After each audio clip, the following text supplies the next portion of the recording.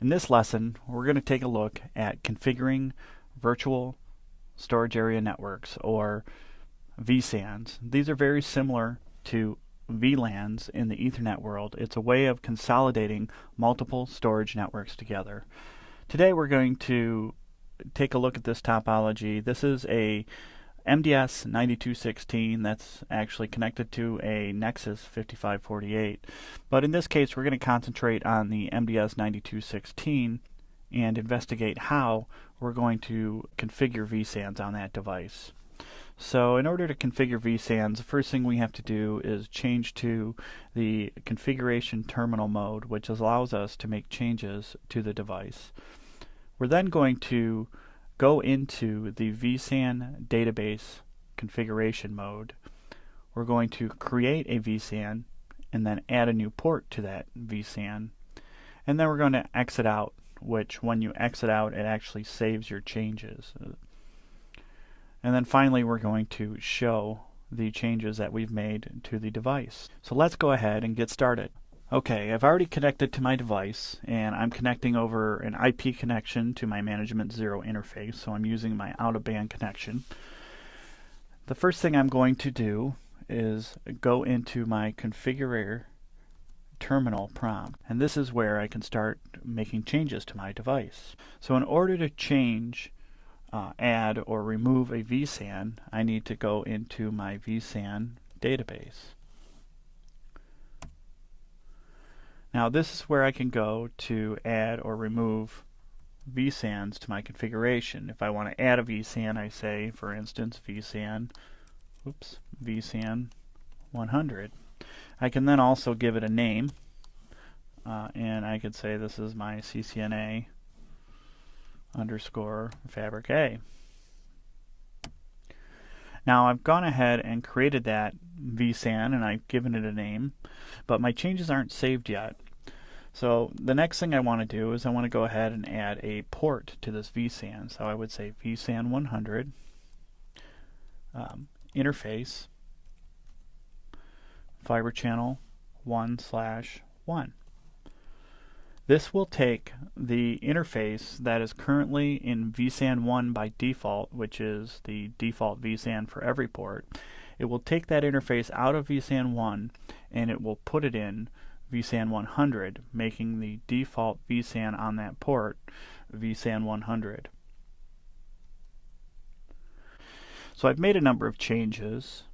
I have created a vSAN 100 and I've put that a name on that vSAN, that CCNA fabric A.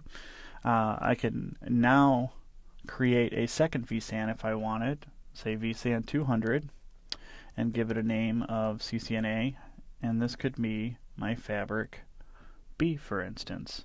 Now I would normally do this on separate switches because I would want a separate infrastructure for my fabric A and my fabric B, but just for the case in point, I'm going to go ahead and do that here. So created my vSAN 200. I gave it a name of CCNA B.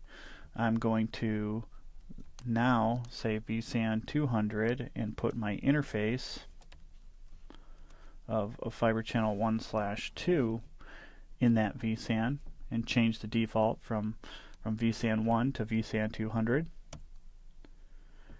And now, when I'm done with all my changes, I can go ahead and exit out of my vSAN database.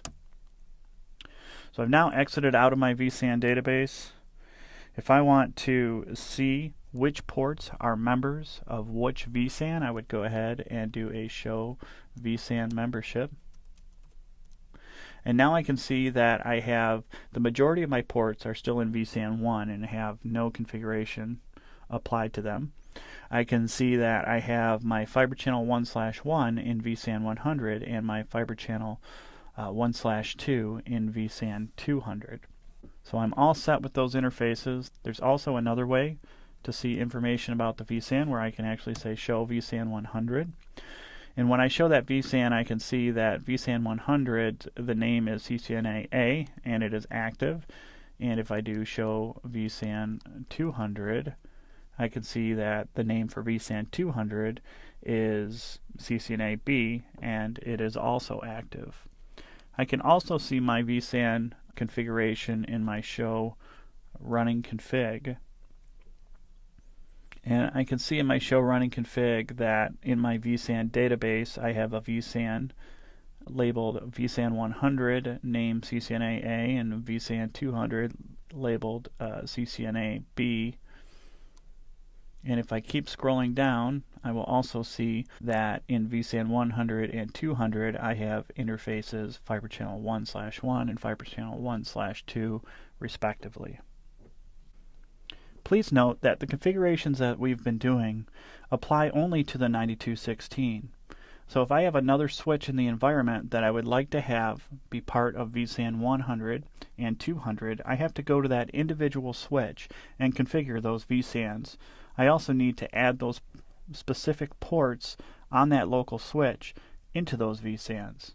And if I am going to trunk two switches together or connect two switches via an expansion port or a link, say with vSAN 100, I need to make sure that vSAN 100 exists on both switches.